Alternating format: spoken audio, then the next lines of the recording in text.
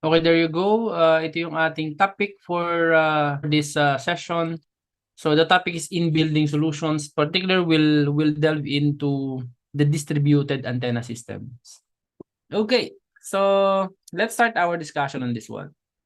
So let's start with the definition of what is IBS. Okay, so what is IBS, no? And why it is very important for us to learn IBS. So if you remember last Wednesday, last week, we had a discussion with Smart Communications about a different deployment type of radio access network. Okay, so just let's have a preview of what we have discussed so far. So this one is the wireless telecommunication systems, communication parts. So we have the user terminals, okay, and then we have the radio access networks, and then we have this core network, okay. So these are the fundamental parts of a wireless telecommunication system. And one of the important parts here that we are focusing on, because this is all about Open RAN, is the radio access network, okay. This one, the radio access network. And the radio access network comes in different form, as I mentioned. So when we say different form, um, it's either an outdoor or an indoor solution, or a different structure, using a different structure. Okay. So last time I showed the different forms of radio access network in terms of their structures. So we have this kind of outdoor solutions like the SST, the self-support tower, and then we have the rooftop sites. Then we have the guide tower, and then we have these emergency sites, or in the Philippines, we call it the COW, the cell site on wheels. Okay, the cell site on wheels. And then we have the monopole towers, and then we have these camouflage sites. And then we have the what do you call this? Wall-mounted sites and the private network. Okay, so we have the following sites. So we build these structures together with the RAN to give us a mobile coverage. So for example, this is a typical area where we want to have a mobile coverage, meaning we want to have signal in our telephones or mobile phones. So we need to build these structures. So this is a typical example of an outdoor radio access network. So when we fired up this outdoor radio access network, so it will give us a mobile coverage. So the colors that you have seen are the indicators of how strong will be the signal if you build a radio access network in that area. So for example, this dark blue will be the areas where the coverage will be full bars. Okay, when you are especially outdoor or nasa labas ka ng bahay. And if you go indoor, so you will have this another shade of blue. Okay, so you will have this kind of signal level. Okay, so habang lumalabas tayo or pumapasok tayo sa bahay or lumalayo, getting far away from the radio access network or cell sites, our signal level or the received signal level goes down. Okay, so that's the main principle, no? So it's it's a combination of the distance from the site and the path loss. Okay, so how are there any obstructions in the area? Are you located indoors or outdoors? As you can see here, there are areas in the populated region of this map, and it seems that there are very weak signals, especially if that is going or that is passing through an indoor or a building structure. Okay? So makita niyo dito medyo mahina, no, yung ating signal dito. So why is it like that, no? So because the electromagnetic energy is being blocked, okay? Nung ating mga structures like yung walls, okay? And yung mga mga roofs natin. So kaya kapag bumangga sa mga obstructions, it tends to get weaker. Okay? So that is the impact ng obstructions and structures sa ating electromagnetic energy. So that's why, and then you can see also that there's a limitation on the distance. Probably this is 3 to 4 kilometers only. It's not like the typical broadcast station that can reach up to 10 or 20 kilometers, no, far from the tower. Because number one, there is a difference in height. Our typical height for an outdoor site is 30 meters or 40 meters. The highest tower that I have seen is 50 meters. And some of them are 50 meters on the top of a mountain. Okay. But if you are in the urban areas like BGC, Makati, or Ortigas, these are typically on the 15 to 20 meters only. Some are located 12 meters. Okay. So there's a limitation on the height. So that's one of the factors why the coverage is not as far as the broadcast station. Second is the power. The power of our cell sites or radio access network are typically 20 watts in nominal. So probably the maximum effective isotropic radiated power would be 53 dBm, but it's not comparable with the 50,000 watts or 25,000 watts with the broadcast station. So doon pa lang sa power, malaki na yung difference sila. That's why the coverage is less comparable. Okay? So that's why yung ating mga cell sites are built in different parts of the network, in different parts of the country. So we build cell sites to cover as much as possible large areas in the Philippine land. No? So makikita nyo, not all areas then are having the same technology. So you can see the 5G are prioritized to be built in the urban areas like NCR or Cebu and Davao. So we call it the metro areas. No? So Metro Manila, Metro Cebu, and Metro Davao. And typical on the strategy, it goes from those metro areas going out. No? Just like, for example, if you start in Metro Manila, you will go out Mega Bulacan and Mega Pampanga. And then in the south area, you will start from NCR and then Mega Laguna and Mega Cavite and Batangas. Okay, Quezon is not yet considered as mega, no? And then in Cebu and then in Davao. Okay, so same like that. So the concentration of the population is very important.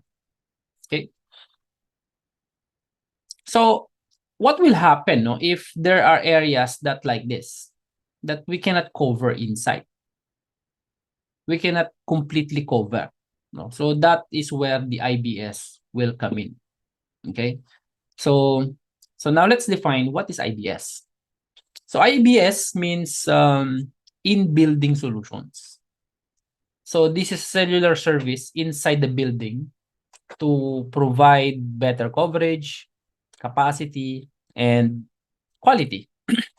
And it uses a distributed antenna system or DAS. Okay, so kapag nakarinig kayo ng salitang DAS, it means distributed antenna system. So you are distributing the antenna in the entire building to evenly distribute yung signals in all target areas. Okay, so mamaya pag-uusapan paano ginagawa yun, sir? No? Paano ginagawa yung distributed antenna system? So in many countries, they are saying that 80% of the users are inside the buildings and providing high performance indoor coverage, especially on higher data rate, is a challenge. So not only in the Philippines, but also in other countries. That's why you will hear that there's a lot of IBS engineers. So these are also RAN engineers, but they are specifically focused on deploying in building solutions other than the IBS because masyadong matrabaho, no, kapag binigyan ka ng isang outdoor solution and at the same time you are also an IBS engineer. So it is much more technical challenge than a technical challenge, no? And the business case must be always be evaluated. So kaya minsan kahit na medyo mahina yung signal mo and then nagre-request ka ng IBS, it's not that easy because the business case is very strict. And as well as yung mga future proofing of the solutions implemented are among the other considerations. So as an indoor radio planner, it is important not to focus only on the technical challenge ahead, but to look a few steps ahead. Kasi titingnan mo kung in the future magkakaroon ba tayo ng upgrade. Like for example, they are requesting only for LTE, but now we are in the era of 5G. So how can we upgrade it? It's not like a typical outdoor site that you can just go to the site, change the antennas or add additional antennas, and then change the plug-in units, and then there it is, no? But in the IBS, it's a different kind of story. So sabi natin kanina, 80% of calls and data sessions are initiated indoors. Meron ba dito na 80% of the time nasa labas? Sino dito? Can somebody raise your hand? 80% of the time nasa labas.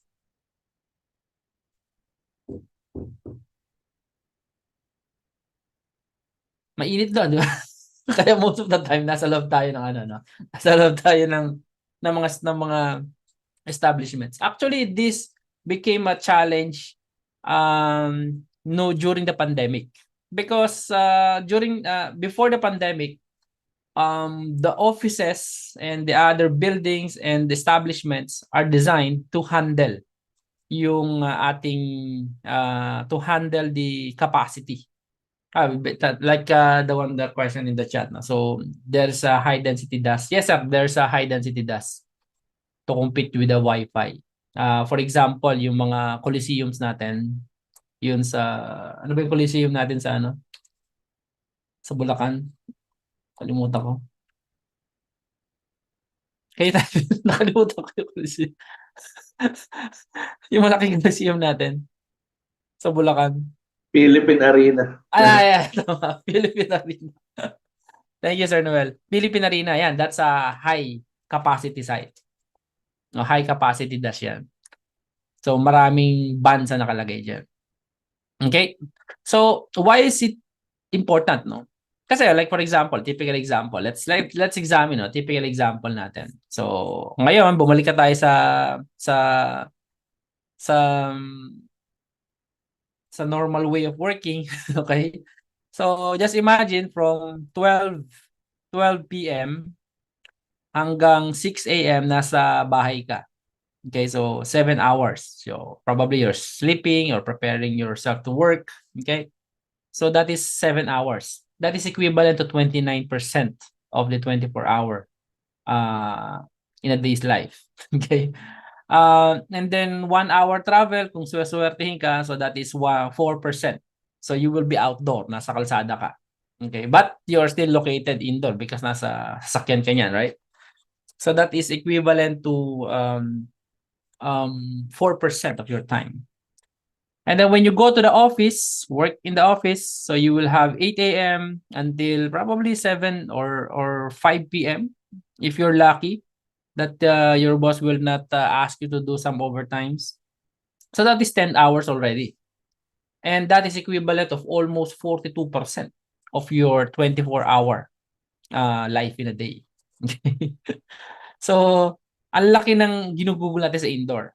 And then you go out again, uuwi ka ng bahay, so you will travel so probably 2 hours dahil na-caught up ka sa traffic from 6 to 8 p.m.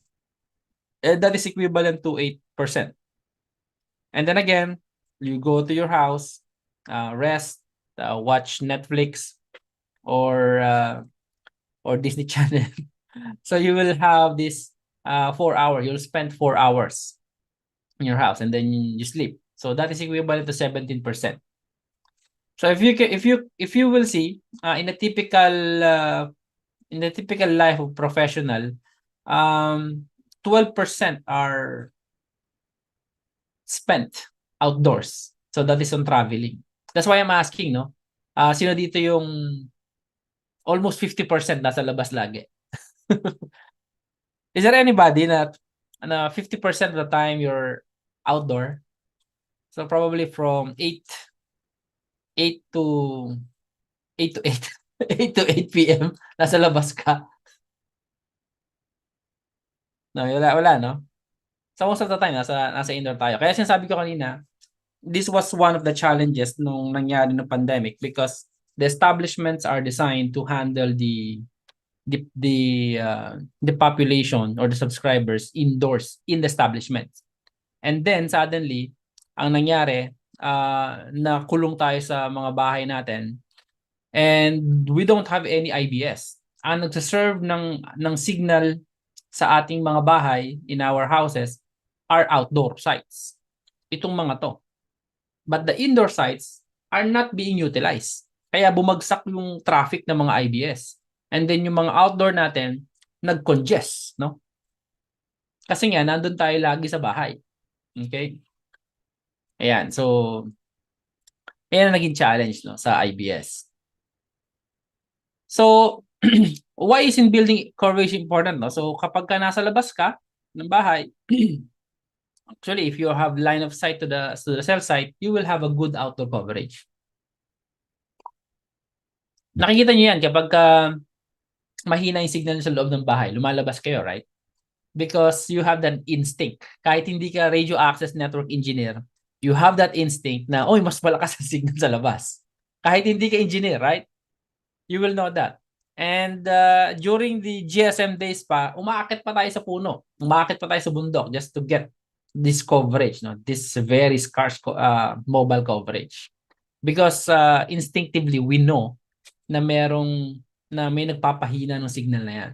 Kaya tayo lumalabas. So if you're located outdoor, so you have a good coverage. But if you go indoor, now that's the start of the dilemma. No? Nagkakaroon ka na ng bad coverage sa indoor. Yeah.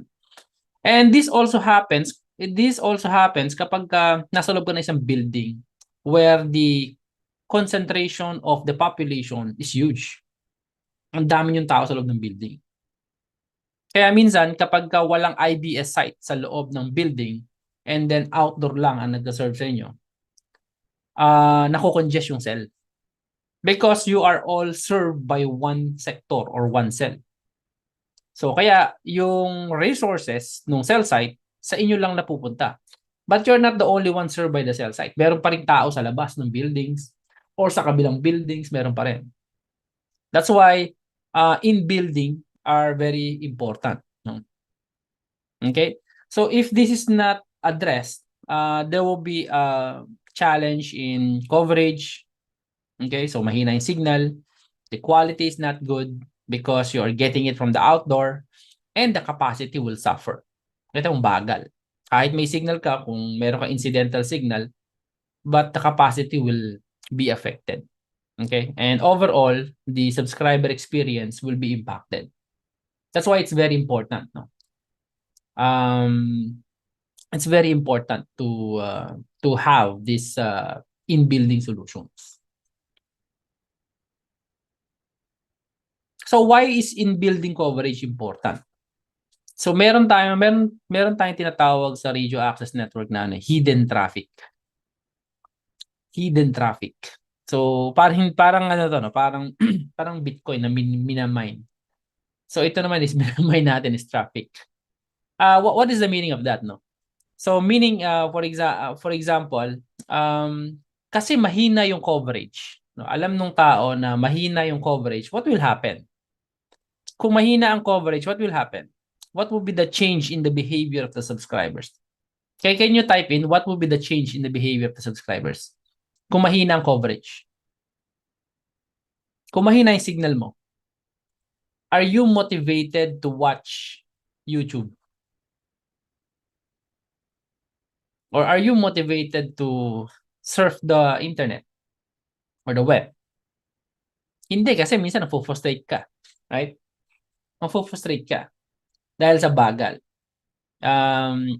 kahit yung picture nung crush mo hindi lumalabas dun sa dun sa Facebook, right?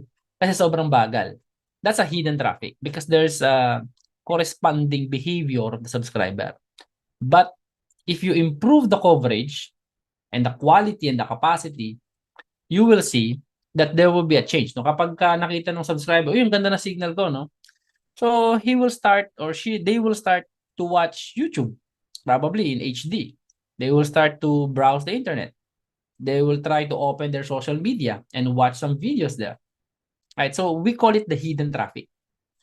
So just imagine this is the traffic per cell of a macro cell site dahil nako-congest siya, no?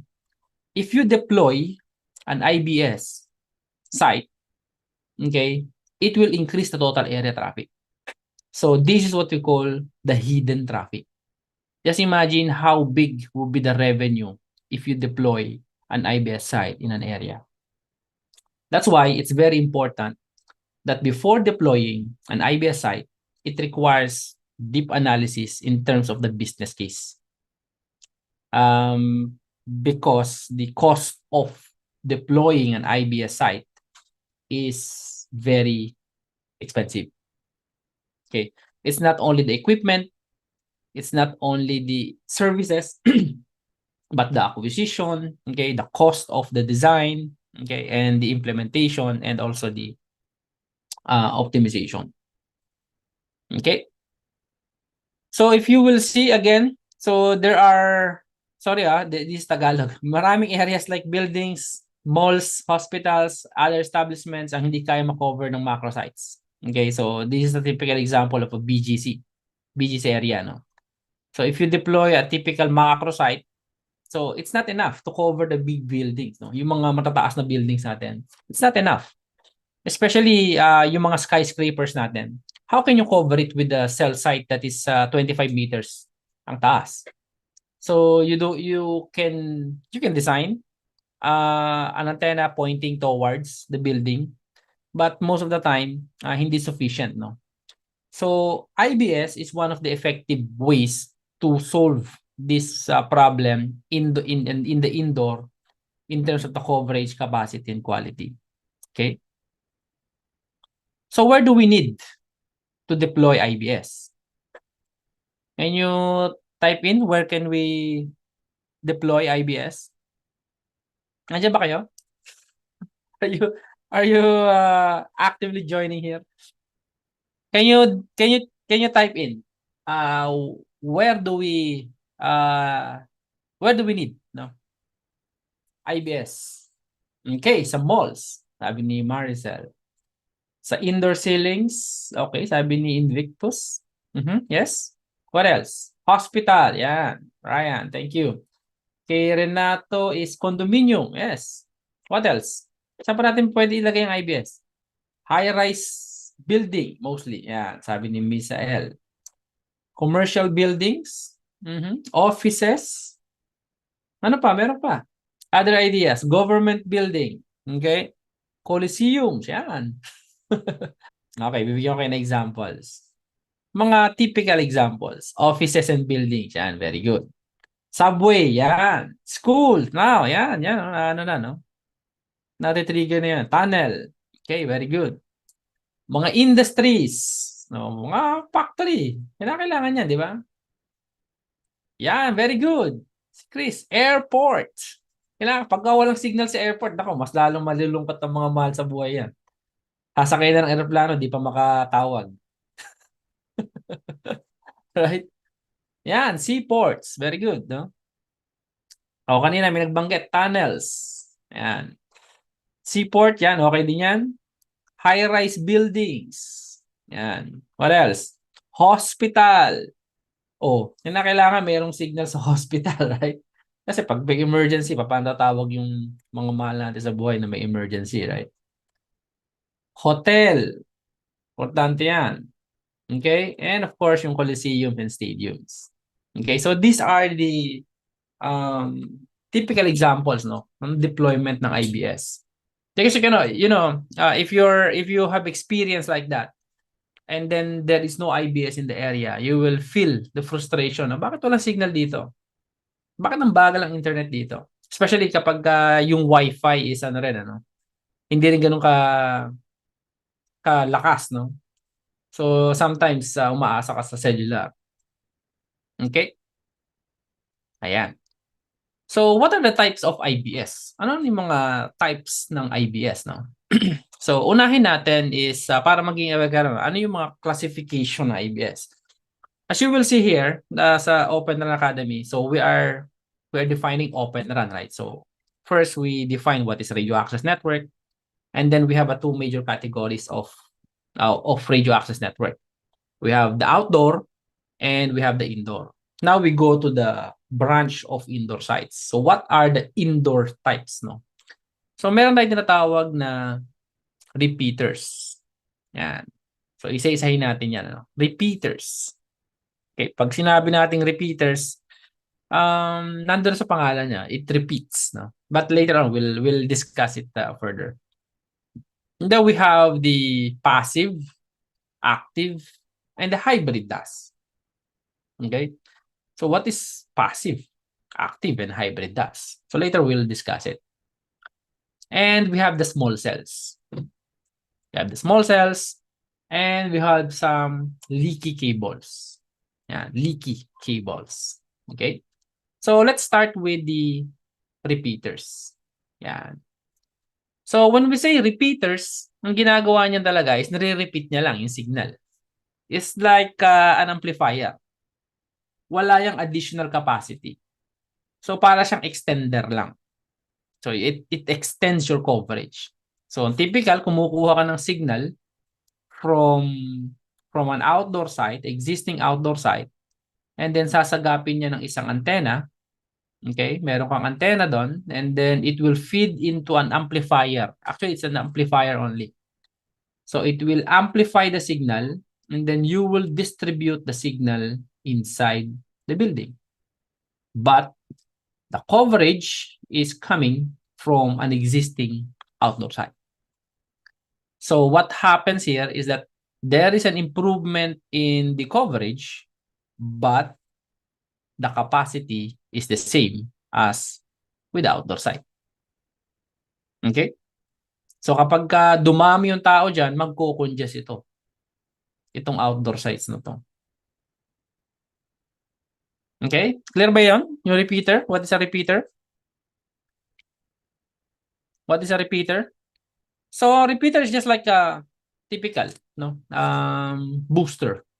But there are a lot of illegal repeaters here in the Philippines. Okay, illegal, no.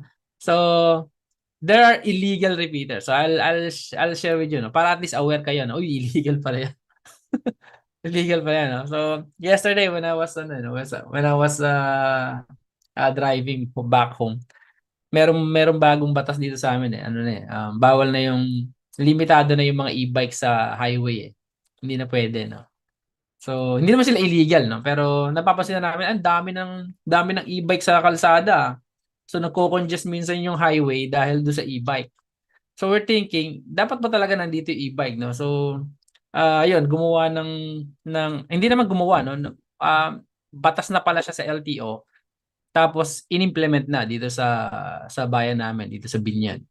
Kaya yung maraming nagagalit. Mga e-bike owners, no. So what I'm saying is, yung resource natin, the spectrum, is being utilized by a lot of users. So ganun din sa no, sa kalsada. So meron kang mga sasakyan, and then there are a lot of vehicles na are they really allowed to go, no, or to use the highway. Ayan. So kaya dun sa nilimitahan sila, no. Ganito rin sa nangyayari sa spectrum natin. So you will see an illegal repeater like this. So meron kang site, and then they will install a system like this. Baka familiar kayo dito. Okay. So this is a typical illegal booster. Although illegal, but actually I'm also curious why it's not being regulated by the NTC. Yeah. So this is a typical booster, and this is also a typical booster. So typical ang ginagawa niya is kumukuha to ng signal itong antenna na to. This is the donor antenna. What we call the donor antenna. This one. This is the lag periodic and this is also lag periodic antenna. And then you will have the serving antenna. This is the serving antenna. So this is the one that you put inside your house. So kukuha yan ng signal from the cell site. Okay.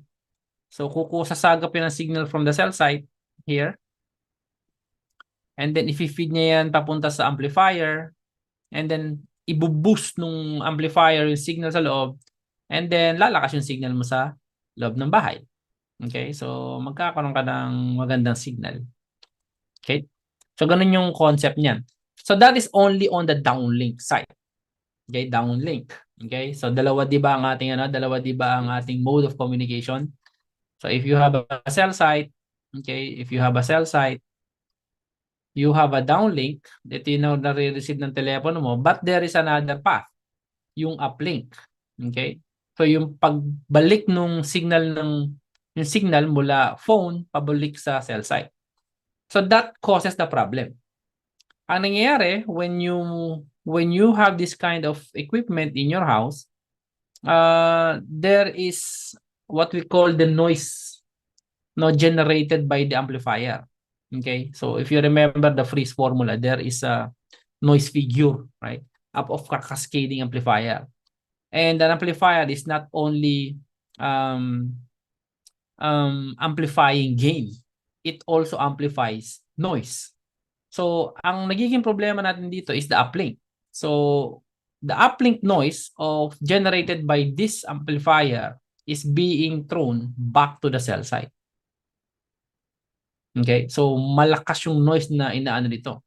Remember yung mga cell sites natin and yung telepono, they have what we call the power control mechanism. Power control mechanism is a setup that is used by the system na sinasabi niya na, hey, don't throw much power because I can hear you. Kumbaga sa typical na conversation, huwag ka sumigaw. Nag-uusap lang tayo. Ganun, no? Babaan mo yung boses mo. Ayan. Ganun yung power control. Sinasabihan ng cell site yung mobile station o yung UE, yung telepono, na itong power lang ang gamitin mo dahil naririnig naman kita. Okay? But in this case, itong amplifier na to, kahit ano gawin ng ng base station natin, hindi niya mautusan yan na ibaba mo yung power mo, It continuously sending huge uplink signal na napakalakas yung power. Kaya ang nangyayari, yung ating base station is desensitized. Ano yung desensitize? Desensitization is yung sensitivity nung base station natin, yung mga cell sites natin, is bumababa. Bakit bumababa? Just imagine, kausap ka ng kaibigan mo, no? Nag-uusap kayo. Ikaw yung base station, yung kaibigan mo yung mobile. And then suddenly, merong isang stranger, no, na lumapit sa inyo at sumisigaw siya ng sumisigaw. So ang tendency nun, kahit na yung iyong kaibigan is typical yung power niya, nung voice power niya, kinakausap ka niya, nung sumisigaw tong kabila, hindi mo na siya marinig. Ang tendency is na desensitize.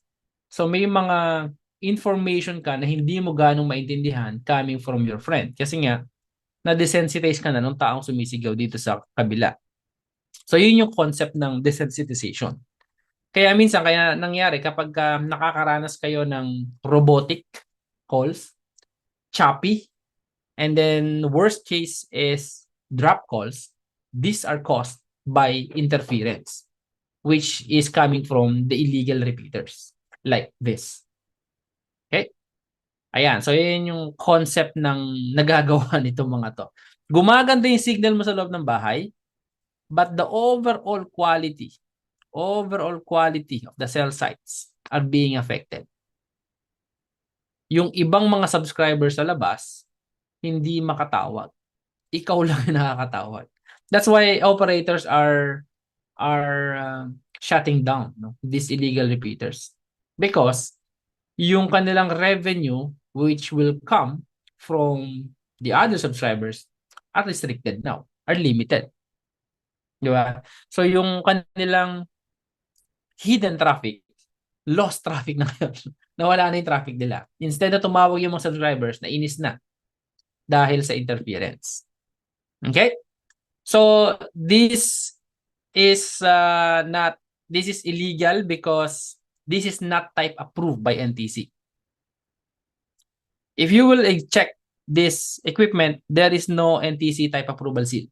Hindi katulad ng mga telepono natin, just open your phone, meron yung seal ng NTC. So meaning it's type approved by the NTC. So this is not type approved by NTC, not regulated by the government.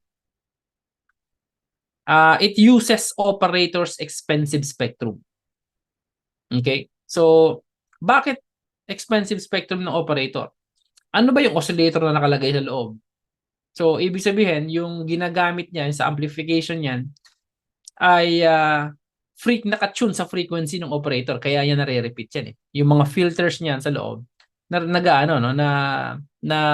nare-repeat niyan. So essentially you're using the spectrum of the operators. And if you're not licensed to use that spectrum, that is considered illegal. Okay? And uncontrollable and unregulated output power. Okay, so malakas yung output power niyan. Kaya lumalakas yung signal mo sa downlink at malakas din yung signal mo sa uplink, which interferes the cell site.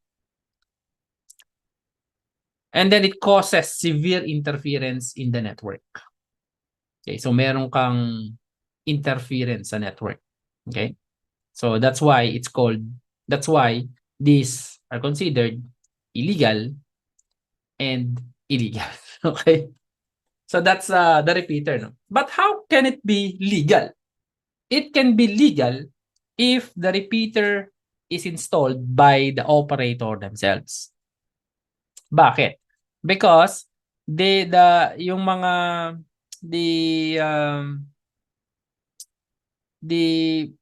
equipment that they are putting inside the establishment are customized.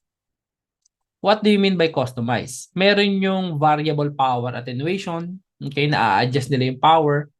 Meron yung filters, meron yung bandpass filters nila, meron yung attenuator, and then meron siyang adjustable power selector. Unlike this, makita nyo, wala yan. Naka-fix yan. Hindi mo ma-adjust ang power nito. It's a plug and play. Pagkasaksak mo, buhay na agad yan. So, naka-maximum power agad yan. Okay? And they are not tuned sa network. Kasi ito, kino-compute namin yung link budget niyan. So, kapag na-adjust na namin yung power, i-adjust mo yung power niyan, and then titimplahin mo, titignan mo sa network kung nagkukos ba siya ng interference or hindi. Okay, kapag nagkukos siya, so i-adjust pa ng konti. Pero pag ito is in-install ng isang engineer or technician that is outside the operator's company, wala siyang kaalam-alam sa network. I mean, wala siyang visibility sa performance ng network. That's why, nagko-cause ng interference. Gumanda yung signal ng customer niya, pero yung overall experience ng mga customers or subscribers are being degraded. Okay? Ayan. So that is the repeater. Ayan. Next is the passive DAS. Ayan. So passive DAS is you are installing additional equipment inside the building. Yan. So, ang tawag natin is passive DAS. So, if you're installing additional equipment, this is a typical solution of an passive DAS. Yan. So, this is a typical solution of passive DAS. When we call passive DAS, you are using passive components. So, meaning, you do not require power to make it work. Yan. So, hindi mo naman kinakailangan ng power supply dyan eh. Sa papatawirin mo lang yung electromagnetic energy. Yan, para gumana. Ang tawag natin dyan is passive DAS. Okay, so this is a typical example ng passive DAS. The next type of DAS is the small cells. Yan, mga small cells na ganito. Okay? So, yung small cells or active DAS, ang ginagawa naman natin dito is meron tayong CPR, no, not CPRI, Cat5, no, Category 5 or Cat6 na kable papunta sa isang active device. No? Mamaya pagpapakita ko kayo ng small cells. Okay?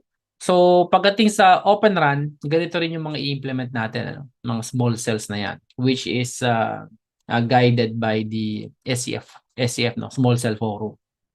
Okay? And then, we have the leaky cable. So, the leaky cable is a cable that has leaks, no? So, instead na antenna yung ginagamit mo, kable siya, tapos may mga butas siya. And then, doon nag-leak yung electromagnetic energy. Kaya sa tinawag na leaky cable. So, ang pinaka-applications nito, yung mga tunnels, yung mga mahabang tunnels, or mga underground, no, na roads. Yan. So, ganito ang ginagamit natin. Mga leaky cables. Okay? So, sa typical design and implementation, makikita natin, there is also a workflow, no? So, let's discuss briefly yung mga workflow. Bakit kailan tayo nag-deploy, no? So, sa deployment ng IBS or in-building solutions, not necessarily kung magreklamo ang customer or merong nakita ng engineer na kailangan ng IBS doon, is mag-deploy agad tayo. So, there's a design and implementation workflow. So, typical, meron tayong requests from customer or complaints, and then we will do a pre-survey and then network status assessment. So, bibisitahin yung cells, yung site. So, kinakailangan i-survey yan. So, titignan kung ano yung existing site sa paligid. Meron ba tayong mga outdoor, mahina ba talaga signal, which part of the building is kinakailangan ng improvement. Okay? So dati meron tayong mga deployment, ang tawag namin is the old school of IBS. And now meron tayong tawag na new school of IBS. No? So when you say new school, dati buong building nalagyan natin IBS. But now, dahil meron tayong matured network na, no, sa Pilipinas, sa ibang bansa. So we just put IBS coverage on those important areas lang. Yan. So meron tayong pre-survey and network status. And then after that, we ask the customer, ano yung target nyo? So gusto niyo bang magkaroon ng throughput na ganito? Anong throughput ang kailangan? Do you want to have 5G? Do you want to have only LTE? Or do you prefer SMS or text lang? So ano yung mga future na nakikita niyo kailangan niyo, no? Yeah. So that we can optimize the design. Kasi nga it requires cost. And then you will have the detailed design. So magpa-power budget tayo, system diagram, coverage plan, antenna locations, okay? And then you will discuss the details of installations. So kung paano natin siya gagawin. And then we propose the submission. Bakit natin kailangan i-send yung proposal? Kasi this is a building or establishment. And implementing an IBS requires tik-tik nung kable, tik-tik nung mga ceiling. And then kailangan gumapang ng mga installer dun sa loob ng building mo. So that's why you need to have your proposal approved by the building owner or building admin. Hindi siya typical na outdoor site na isang open lot, tayo ka ng cell site, meron ka lang barangay, municipal, or building permit, pwede na. But in this case, you need to align it, no, sa building owner or building admin. Dahil meron niya mga operation hours, no? Hindi ka pwedeng gumawa during the mall hours kung nasa mall ka. At meron silang mga restrictions sa mga areas na highly secured. Hindi ka pwede basta pumasok, lalo sa mga server rooms. Yung power mo, saan ka magka-tap, no? So, hindi pwedeng, hindi pwedeng design and go. So, kinakailangan ng alignment and approval. And then after that, meron tayong site acquisition. So, meron mga deals na kailangan magbayad, magrenta nung upa. And then, sagot mo syempre yung kuryente. So, kayo maglalakad nung metro, nung Meralco. And then, who will pay for that monthly bill? No? So, there will be an agreement. And then after that is the implementation. So kakabit na yung mga antennas. So later on papakita ko sa inyo yung sample. And then site acceptance, integration, and then optimization and RF acceptance. Ayan. So ganito ang ginagawa, no? Mahaba yung procedure. Kaya hindi ito kaya ng isang outdoor RF engineer or nas bibigyan mo ng IBS, no? It's a very tedious task, no? Very big task na maraming nangyayari sa loob. So tingnan natin yung ano, no? Kanina yung DAS na active at passive, no? So kanina, sinabi natin, yung distributed antenna system, meron siyang tatlong type. So meron tayong passive, meron tayong active, and then meron tayong hybrid. So isa-isahin natin. Ano yung passive, active, and hybrid. So passive DAS, ito yung may mga components like coaxial cable, splitters, and diplexers to distribute the signal with no amplification characteristic or external power. So kung meron kang base station, okay, so yung mga components mo na yan do not require power, no, para gumana. So we call it the passive DAS. So sa typical na itsura niyan, meron ba tayong ano dito? Wala pa tayong ano dito. Sample ng mga antennas, no. Dito pala sa building. Yan. So typical niyan, ito yung mga samples niyan, ano. Yan. So pagka tinignan niyo, ito yung mga splitters, ganyan yung mga splitters natin, couplers, and then yung mga antennas. So we call it the passive DAS. Okay? Mga passive. Passive DAS ito. And then we have the active DAS. Yan. Yung mga active DAS naman, it uses an active component. Like yung mga amplifier, may master unit, may expansion unit. Okay, so ginagamit natin ito sa mga malalaking establishments. Like yung mga Mall of Asia, okay? Yung mga coliseums natin na mahaba masyado, malaki, no? So kasi kapag sobrang laki ng building, nauubos yung RF energy natin. So what we need is to continuously amplify yung mga signals na yan. So gumagamit tayo ng mga active units. So meron tayong master unit and then meron tayong mga expansion unit. Okay, so ganito yung sabi natin active DAS. So gumagamit tayo ng mga Cat5 or Cat6 na cables na umaabot up to 400 meters. So ganun kalayo nararating yan. And yung fiber optic can be used up to 6 kilometers. So pwedeng nasa isang building yung equipment and then yung mga active DAS mo is nasa kabilang building. Pwedeng ganun na mangyari.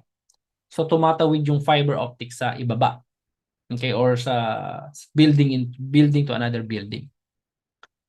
Pag pinagsama natin yung dalawa, syempre it is called hybrid. Okay, so it's a combination of passive design that relies on coax and an active design that relies on fiber optics. Okay. So a hybrid system combines the technology ng dalawa.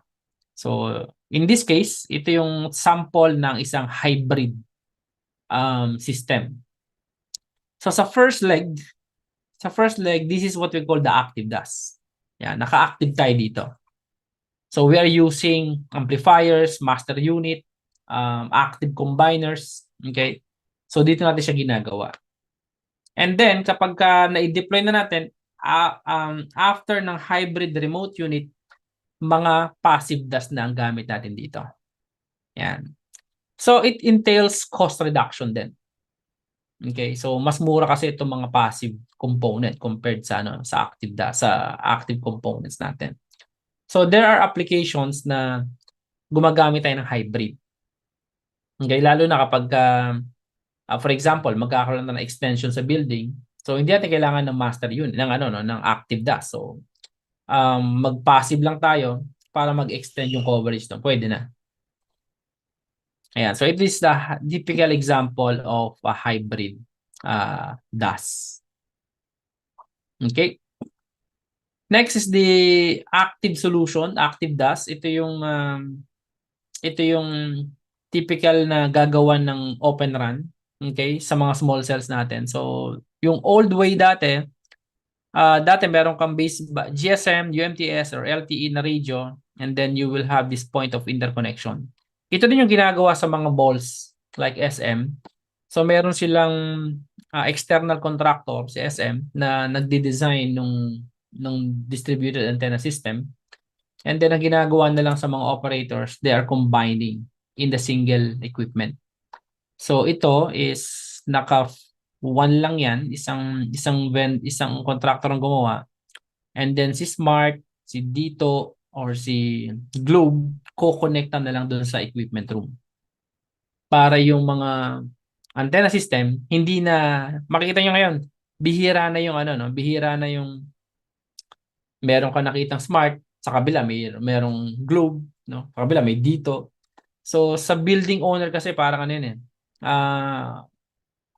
Hindi maganda sa ano sa aesthetic ng building. Yung ceiling mo ang daming nakakabit na antennas na puro bilog. Kaya ang ginawa nila, isang contractor na lang design ng overall DAS system ng malls and then sa equipment room, doon ikakabit yung mga equipment ng mga vendor or ng mga operators. So, kung mangyayari doon is ganito. So, itong system na ito is isa na lang. So, yung magkakaroon dito ng isang combiner. Okay? Magkakaroon ng isang combiner dyan. So, kung ito si Globe, for example, meron din ganyan si Smart. Okay? Tapos kakabit na lang niya dito. So, yun ang tinatawag natin ano, no? Mga combined system. Yan. CDAS. Combined Distributed Antenna System. Ganyan ang ginagawa niyan. Okay? So, nandun lang sa basement or nasa rooftop. Okay. So, kapag ka nagko-compute tayo niyan, sir, paano natin siya ginagawa, no? Paano natin ginagawa yung ating link budget, no? O paano natin na-estimate? So, para ma-estimate natin 'yan, kasi ang kinakailangan natin is we just need to have some ano no, some boring calculations, no? I'll introduce you to some boring calculations. Para at least alam niyo lang. Kasi typical for example, itong building na itong example natin kanina. Ayan. Itong example natin kanina. Paano nilalaman na gaano kalayo itong mga to? At saan nila ilalagay? Okay. Ano ilalagay yan? So, there are two methodologies na ginagamit natin dyan. First is the link budget. So manual calculations and design. And then second one is by using a simulation tool. So kung medyo may budget yung ano, yung contractor, so they are using the simulation tool. Pero kung wala naman, they can go to the old way of calculating sa link budget. Okay? So I'll give you an example of how a link budget is created. Okay? Medyo ano lang to, no? Medyo boring lang ng konti dito. Konti lang no. Ayan. So typical meron kang ano no, meron kang IBS site. So you have this equipment. So meron kang 2G, meron kang 3G, and then you have the 4G. And then papasok lang yan meron kang radio and then meron kang isang DAS. Okay? So typical you have this antenna. You have this antenna. Oh, sorry.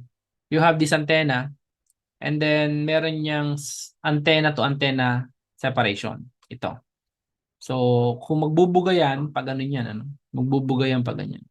Yan. So, ito yung ano niya, sorry. Yan yung pinaka ano niyan, pinaka pattern niyan, ano. So, magbubuga yan dito. And then, ano yung dulo niyan, ano? So, magkakaroon din yan ng buga dito. Yan. So, ito yung pinaka, ano natin, pinaka threshold natin. So, we need to find this radius. Yan. So, ano yung dulo ng signal na yan? So, we call it the design threshold.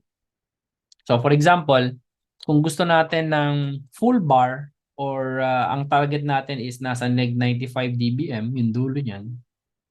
Yan. So we need to consider it, no? Yung neg 95 dBm sa calculation natin. So in the fundamentals ng link budget, ang ginagawa natin actually dyan is like this. So, kinocompute natin ano yung receiver sensitivity natin dito o receiver threshold natin. For example, it's neg 95 dBm. Okay. And kinakalculate natin, ano yung EIRP natin dito? Yung TX EIRP natin. Okay. Effective isotropic radiated power. Yan. So, for example, no, meron tayong EIRP dyan na 1 dBm. Yan. So, para makarating yan dito, so meron yung path loss na tinatawag. May path loss yan. Okay, so sa downlink muna tayo. So, may path loss yan.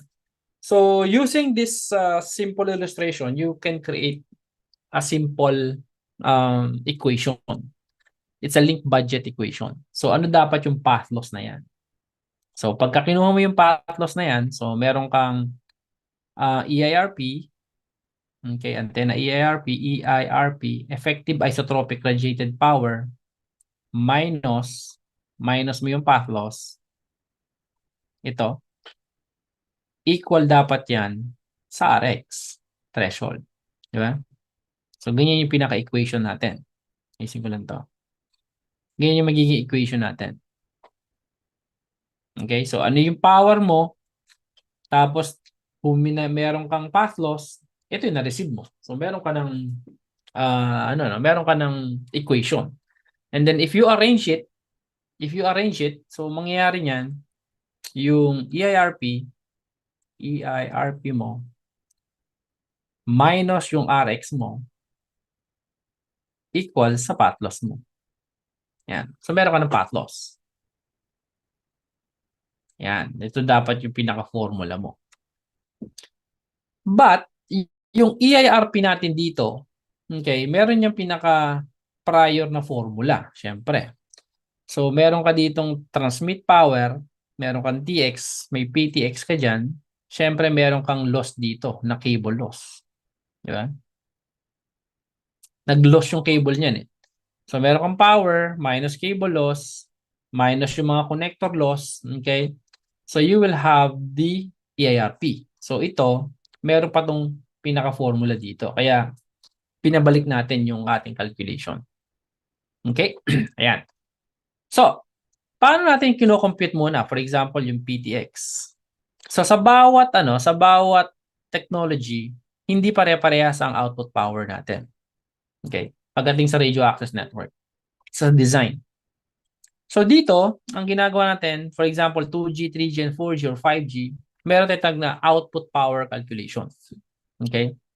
So, sa output power calculation, what's happening is that, for example, sa GSM, when we say ang output power natin is 20 watts, directly 20 watts yan. Okay, 20 watts agad yan. No? So, sa technology niya, hindi tayo gumagamit ng hindi tayo gumagamit ng iba pang conversions. O wala nang nawawala diyan sa kanya. Okay? Wala nang nawawala sa kanya. Kaya yung 20 watts directly converted na yan into 43 dBm. So, ang formula lang natin diyan is yung power into dBm, okay, is equals to 10 log of power over 1 milliwatt. Okay, so pagka nakuha natin yan, so yung 20 watts, we can convert it into 43 dBm. Yan, so meron ka ng meron ka ng link budget. Kino-convert natin yan into dBm. Bakit? Kasi kasi yan no? Convenient yung logarithmic. Kasi if you're talking about power in watts, lalo kung lumiliit yung power mo. For example, meron kang 1.000000000 ang haba, no? So in terms of convenience nung paggamit din ng measurement, mas convenient ang dBm or ang logarithmic. Okay? Ayan. So ito yung ating ano no, ito yung ating typical link budget formula. However, pagdating sa UMTS, sa 3G, no, iba naman ang calculation ng power. Yan. That's why when we say for example, no, meron kang GSM 900 and then meron kang UMTS 900. Pag sinabi natin na ano yung distance ng neg 90 dBm, neg 90 dBm. Ang tanong dyan is, parehas ba yung coverage niyan? Parehas ba yung distance niyan? For example, andito yung cell site ko. Andito si U9, andito si G9.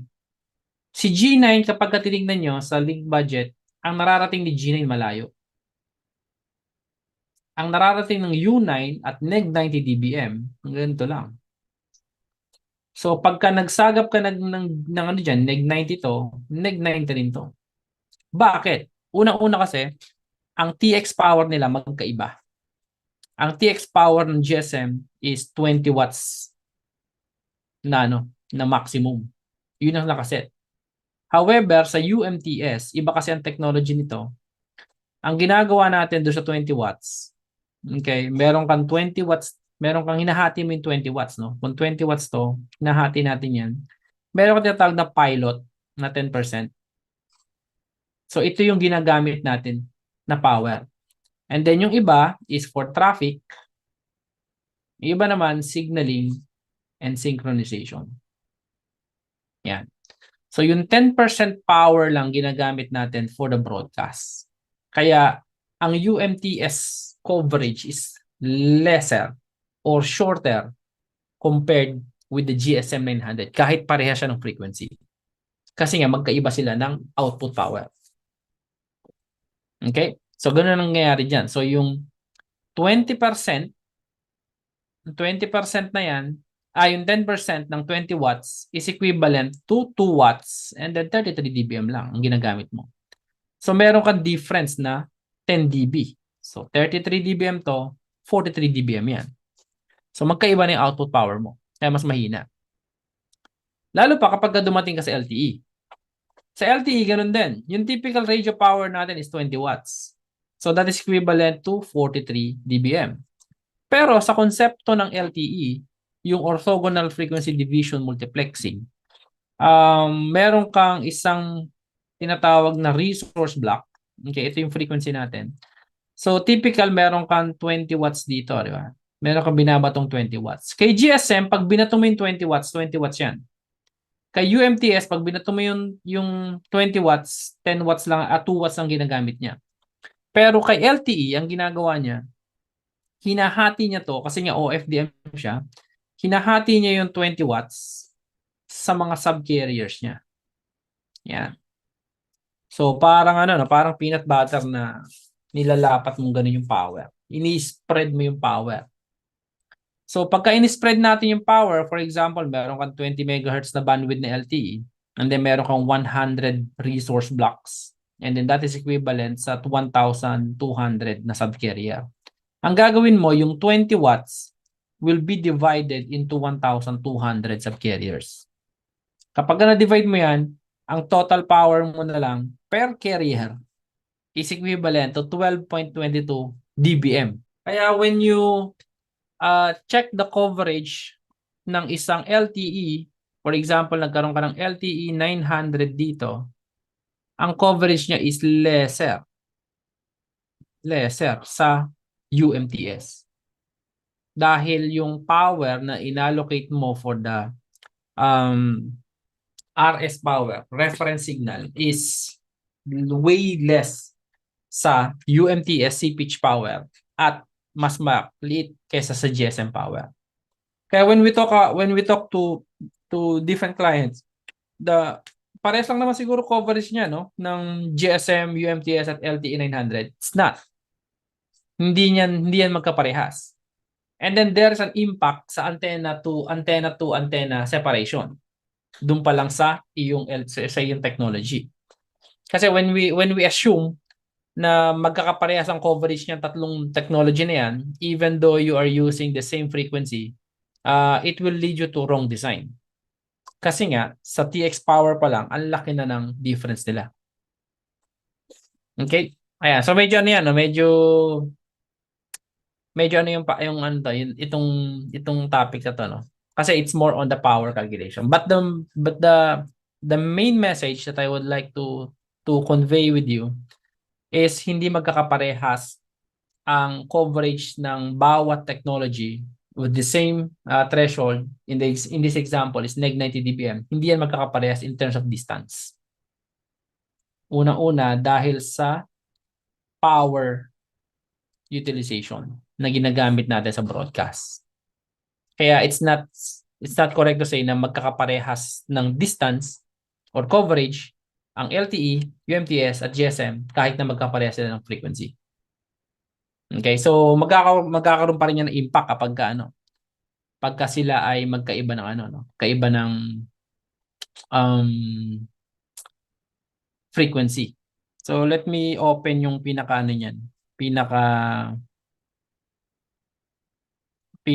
calculator niyan, no. So ginawa ko ng calculator yan eh. Hindi naman natin ina-assume na makukuha nyo agad yung discussion, pero what I'm saying is that you will have an idea kung paano ginagawa. So this is a typical example ng isang link budget. Yan. So makita nyo agad, ito yung power niya. So meron kang 20 watts, meron kang 20 watts na signal, na power. So kapag binaba mo to, automatic nagka-calculate naman yan. So it also changes depende sa bandwidth mo ng LTE. So kung 20 ano lang, so nagbabago, no? Kasi nga nahahati yung mga resource, yung mga subcarriers mo. So hinahati mo yung 20 watts sa, for example, in this case is 900. Yan. Lalo na kapag umaano ka. So makikita mo yung impact ng bandwidth sa output power ng iyong LTE. Yan ang ginagawa niya, ano. Ito naman is kunyari nag-allocate ka ng 10% naman usually, ano, itong mga to. 10% naman niya usually. Yan, 10% naman niya usually and then it is 20 watts. So it's just a conversion. Ito mamaya pag-usapan natin to. Itong link budget na to. Okay po, so balik tayo sa calculator, sa calculation. So ibig sabihin, kung nako-compute natin yung coverage, yung distance ng isang antenna, mako-compute natin kung gaano dapat ang antenna separation niyan. Okay? Antenna to antenna separation. So for example, ang target ko is neg 90 dBm. Ito yung signal level threshold ko.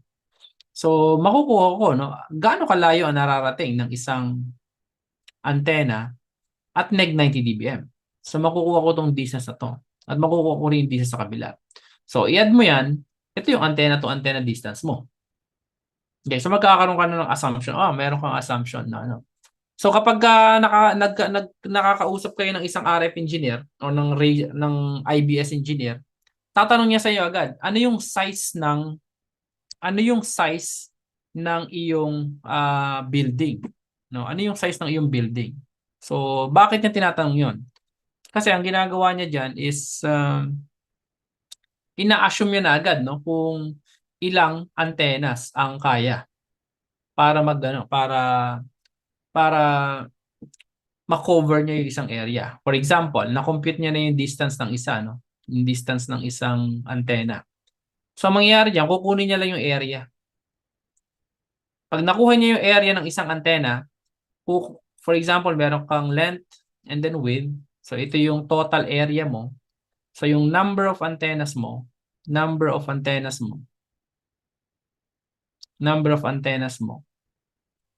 will be equal to the total area.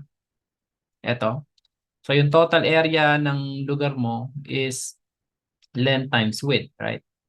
So, meron kang length, meron kang width, ito yung total surface area o total area ng lugar nung isang building divided by yung number ng antennas mo. Yan, ng antena mo. Yan. Ito yung area ng isang antena. So pagka na-divide mo yan, for example, meron kang, ang total area dito ay, ang total area nito is 100 square meter. Okay? Ito, so 10 by 10. 10, hindi, ano, 10 by 10, no? Pero di magkano. 10 by 10. So 100 square meter. So 100 square meter, tapos ang example natin, ito is nasa 1 square meter. 1 square meter ang isang area ng isang antena. So makikita mo na ang isang antenna system mo, ng isang building na to is kinakailangan ng 100 antennas. Yan. So meron ka ng 100 antennas. And if you are, for example, meron ka ng matrix na you are designing for an IBS design, IBS site with 500 pesos per antenna. So meron ka ng makita mo na this will cost you 50,000. Okay? Yan. So 50,000 pesos ang ano niyan, ang pinaka cost ng isang antena, ng isang ng mga cost of antennas pa lang. So siyempre kasama pa yung implementation. So magkakaroon ka ng estimation, some sort of estimation. Okay, para makuha mo 'yan. Pero we want to go deeper. Paano nakukuha to, sir? Itong area na to. Hindi mo to na-complete kanina. Paano mo 'yan nakuha? So ang ginagawa natin diyan is meron tayong computation. So remember kanina nakuha natin yung path loss, di ba? So nung nakuha natin yung path loss kanina, kinakailangan natin kumuha ng isang model. Ang tawag natin dito is indoor propagation model. Yan. So yung indoor propagation model, we call it the path loss exponent model. So it is a type of model na ginagamit natin sa in-building solution, which is coming from different testings and experiment, no? So nakuha natin yung pinaka-formula na yan. So kaya ito yung ginagamit sa indoor, no? So meron kang path loss, okay? Ito yung path loss, and then meron kang, you have the path loss, you have uh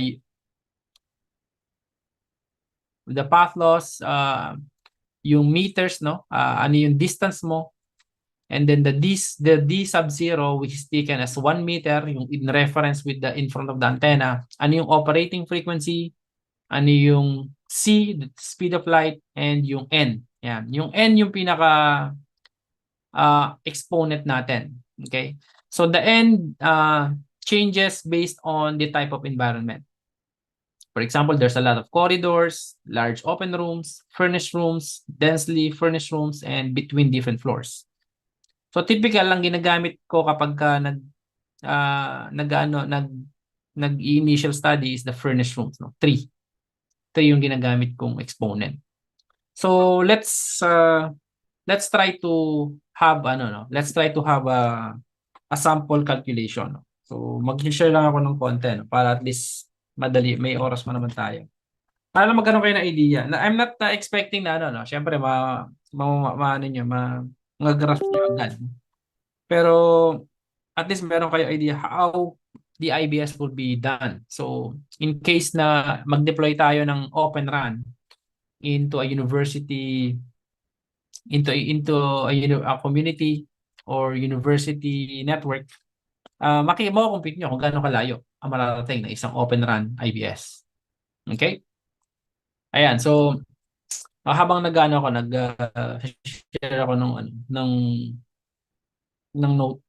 So yun ang cover with the link budget. So essentially pag nakita mo yung isang lugar or isang area ng building, so you will have an idea how many antennas you need para ma-cover yung isang certain part, no, ng building. Okay? Okay. So makita niyo yung whiteboard. So ito yung ating whiteboard. So meron tayong meron tayong path loss, di ba? So sabi ko kanina meron kang, kung ito yung antenna mo, okay. And then meron ka ditong mobile. So syempre meron kang path loss dito. So, ito yung antenna natin. Okay? So, meron kang, sabihin natin ito yung TX natin na EIRP, no? Yan, EIRP. And then, meron kang path loss. And then, meron kang RX. Okay? And then, the RX, typical, dinidefine natin to sa ating design. So, when we have, for example, neg 95 dBm, yan, neg 95 dBm. So, for example, this is a 1 dBm. Okay? So, you have the path loss. So, the path loss will be 1 dBm. Sorry TX muna tayo. TX minus PL equals RX. Yan. So, PL is equals to 1 dm minus negative 95 dBm. So, ito yung pinaka-ano natin. Yan. Naka-formula natin sa ano. So, you will have the PL. Okay. So, when you have the PL, kukunin mo yung formula na yan dun sa pinaka-formula natin. So, kanina, yung formula natin is 20 log of 4 pi d 4 pi d0 over C over F. Okay. Plus 10 n log of F. Log of D. Yan. Okay, so ito yung pinaka-formula natin. So what you will do, itong value na to, you will insert it here. So, magkakaroon ka ng 100. So, kung meron kang value ng 100 is equals to 20 log of 4 pi. Typical yung D0 is 1 meter lang over C over F. Yan. Plus 10 times 3 log of D. Yan. So, meron ka ng ano, no? Meron ka ng D. So, yung C is a value nito ay 3 times 10 to the 8 meter per second. And then yung F, kung gagamit tayo ng 900 megahertz, meron kang 910 to the 6. Yan. So, meron kang mga values nito, no? So, ang mawawala lang is ito. So, typical, ang gagawin mo dyan, so, i-consider natin to as a simple value lang. Gawin natin tong M. Kunyari lang, no? So, 100 minus M, okay, divided by 30, okay, is equals to log of D. Yan. Ito yung pinaka-formula. Ito na yung simplified formula dito. So, para makuha mo yung D, so, D is equals to 10 raised to 100 minus M over 30. Yan. So, makukuha mo na yung D. No? Yung pinaka-D mo dito. Ito yung pinaka-antenna mo, ito yung D. So, pagka nakuha mo yung D, para makuha mo yung area, so, ito lang yan, pi D squared. So, yung D natin, wag yung diameter, no? So, kasi D yung inano natin kanina. Pero this is actually R. So, makukuha mo yung total area ng ano. Total area ng isang antenna mo. And then, if you have one room, ay, hold on Nangugulo ko nito.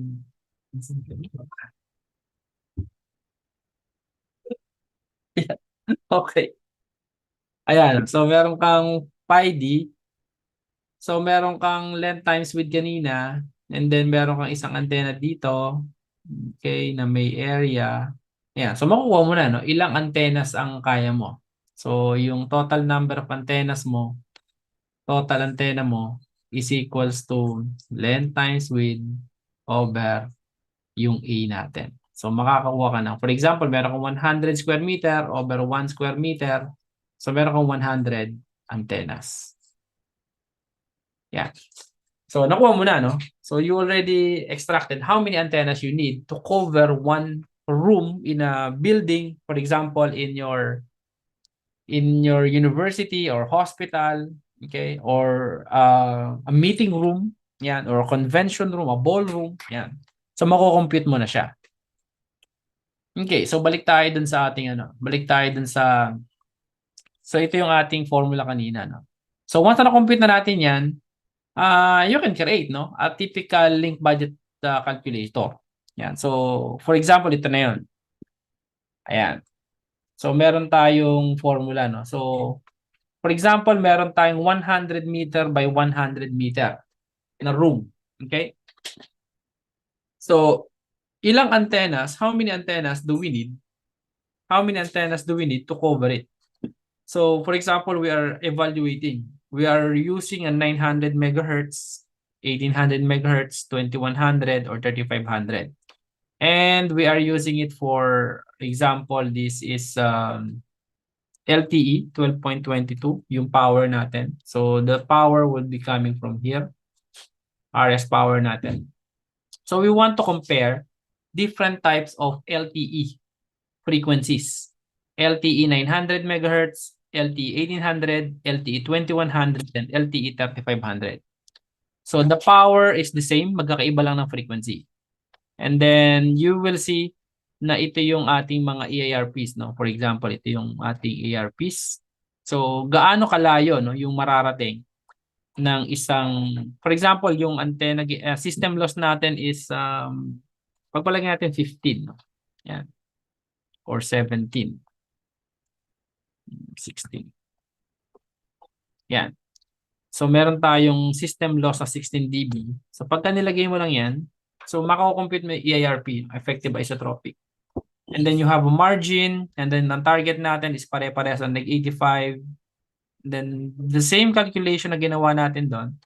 So, makikita nyo itong C over F, the lambda, is different, no? 0.3, 0.17, 0.18, dahil nga magkakaiba tayo ng frequencies. And then what will happen, I use the exponent of 3.5. You can see, yung distance na nare-reach ng isang 900 megahertz na antenna is 16.59 meters. Yung 1800 is 11.17, and then yung 2100 is 10.22, and yung 3500 is 7.64. So if you compute the area, no, pi r squared lang yan. So 865 meters, square meters, 391, 328, 183. And the total surface area to be covered is 100 meters by 100 meters. Equivalent yan sa 10,000 square meters, right? So if you have the 10,000 square meters, so you need 12 antennas if you use 900 megahertz. And then you need 26 antennas if you have 1800 megahertz.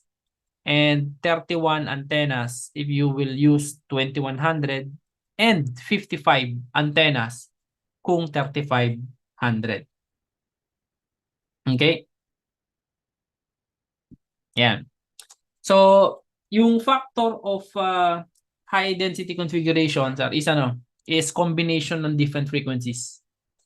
Sa isang building, meron kang 2100, may 1800, and then meron kang 3500. And then ang kinukuhang coverage is based on the highest frequency. So, for example, meron tayong ito yung antenna mo, no? So, meron kang coverage ng 3500, meron kang coverage ng 2100, and then meron kang coverage ng 1800. And then yung next antenna mo dyan is meron kang 3500 ulit dito. Yan. So, nagko-concentric yan. So, ang ginagawa natin dito, yung mga antennas natin, nilalapit natin sa mga subscribers. So, para marami siyang frequencies na mag-cater ng capacity. So, meron kang coverage entirely sa building plus additional capacity. So, meron kang for example na 1800 na 20 megahertz, meron kang 2100 na 15 megahertz, and then meron kang 3500 na 20 megahertz pa rin, no? LTE. So, typical itong 20 kaya nito ng 150 Mbps. Ito is nasa times pagpalagay natin 75 plus mga 100 Mbps and then another 150 Mbps. Yan. So, ganoon natin kinukuha yung capacity. So yung number of bands ang magde-define ng high density capacity. Ayan. Okay, so ito yung importance ng link budget.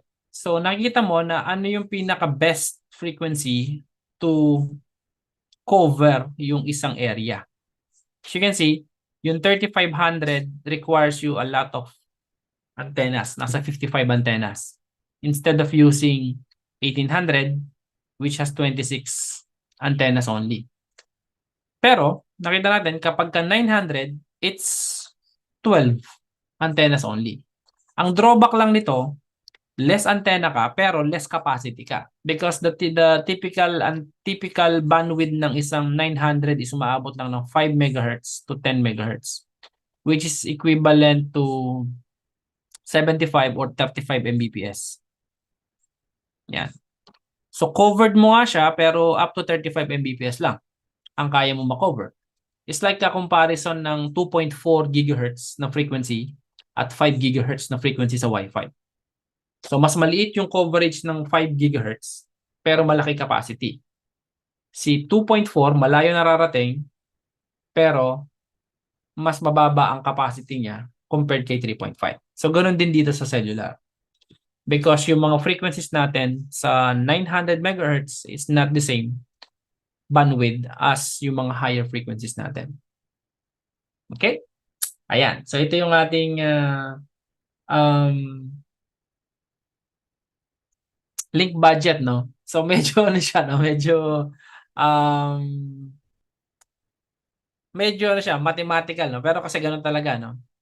Nagma-mathematics tayo para at least ma-compute natin. Ang kagandahan dyan, kapag ka marunong ka ng link budget calculation, if you use the tools that we are using, actually meron tayong mga tools, ang tawag natin is mga IBS tools, no? Gumagamit tayo ng mga ganito. Yan. So, mga simulation tools. So, sa simulation tools, nako-compute natin kung ano yung magiging coverage. And it also considering na yung mga losses ng mga walls, mga partitions na kinonsider natin sa link budget. Okay, so sabi mo, sir, meron ka naman palang tool eh. Bakit pinag-compute pa tayo?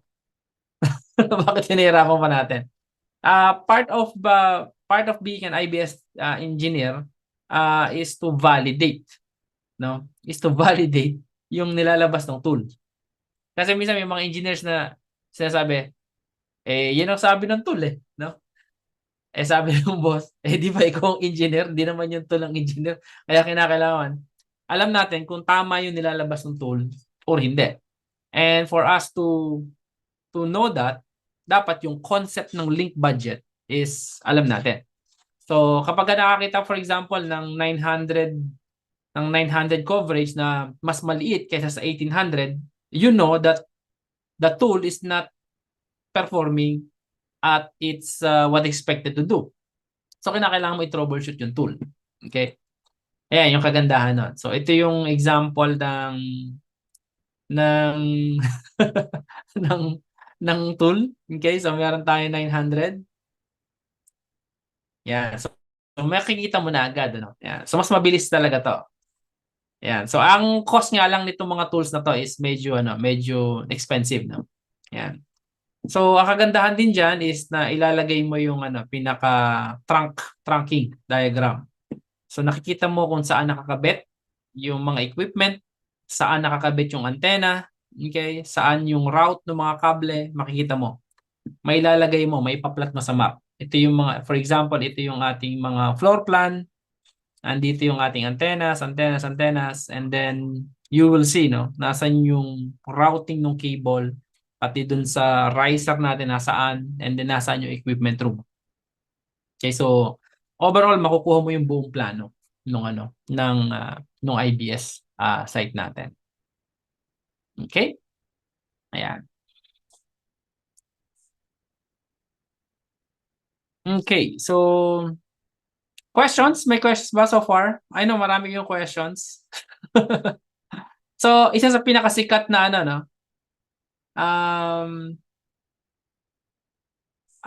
sikat na tool is the IB Wave. Yan. So, the IB Wave design, no? So, yan. So, merong certifications din for IB Wave. So especially sa US, kinukuha nila mga IBS designer are certified by IBweave. Meron lang yung courses and then you need to learn how to use the tool. Bibigyan nila kayo ng license or access dun sa tools para ma-exercise niyo yung tools or ma-practice yung tools. But the cost something like nasa 100K yung certification pati yung mga courses nila. Yan. So pero magandang investment if you're planning to go for in-building solutions and if you want to move further then kapag gagamitin mo sa Open Run. Okay? Ayan. So ito yung ating IBS, no? So ngayon, anong relationship ng IBS, no? Pagdating sa Open Run. Kasi nga ang Open Run is not only for it's not only for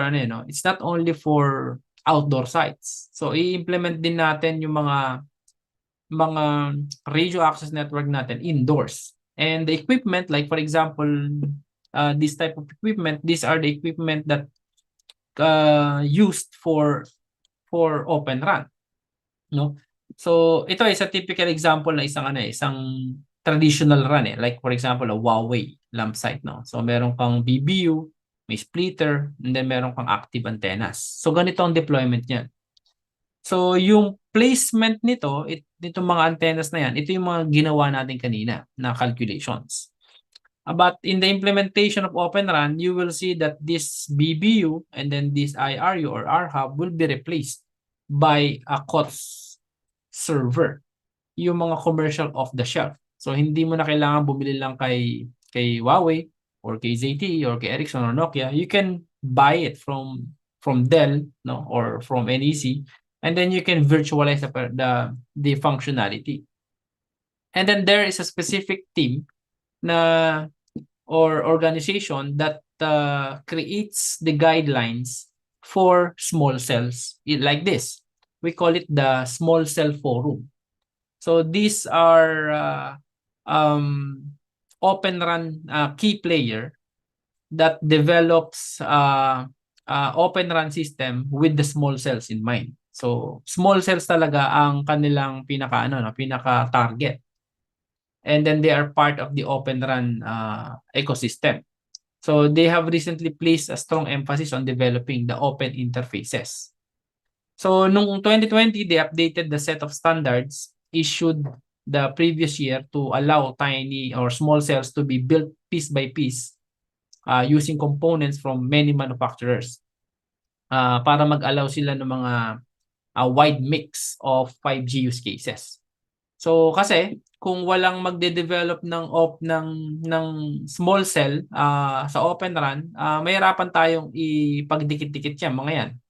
Okay? So kasi you will be getting different hardware and software from your baseband unit and then from the IRU also and then from the radio. So si Small Cell Forum, that's the one that they are creating, yung mga protocols and then yung mga interfaces ng small cell. Ang kagandahan dyan, pagdating sa RF, the same thing will be used or calculations will be used pagdating sa RF side, sa radio frequency. Yung ginawa nating link budget and then yung calculation and estimation of number of antennas will be the same.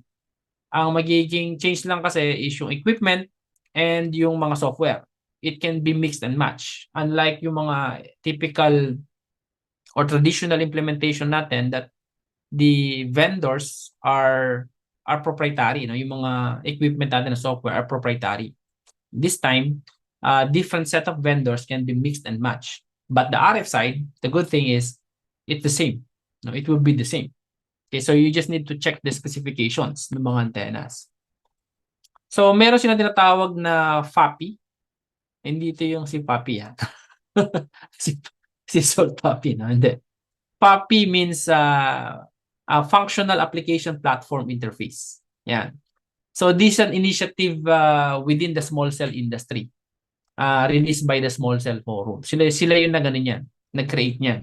Yung Functional Application Platform Interface. So anong ginagawa ng FAPI, no?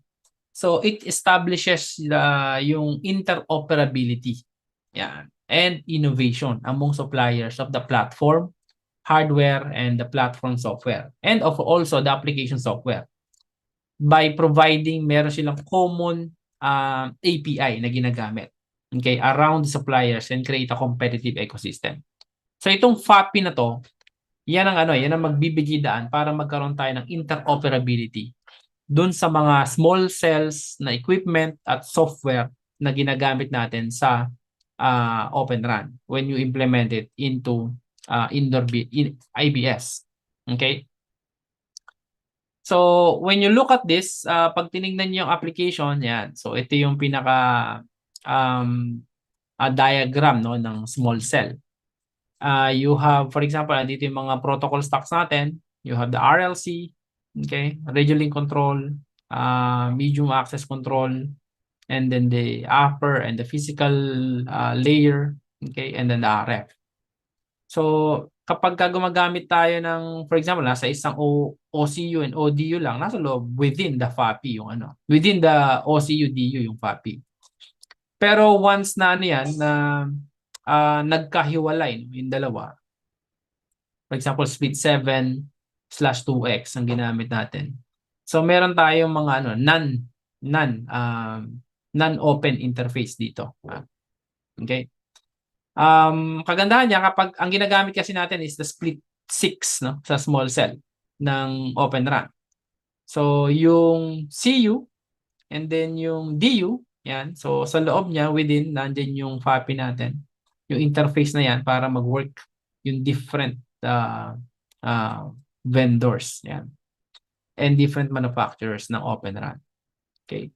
So the same thing din kapag split 2. No, ginagamit distributed small cell.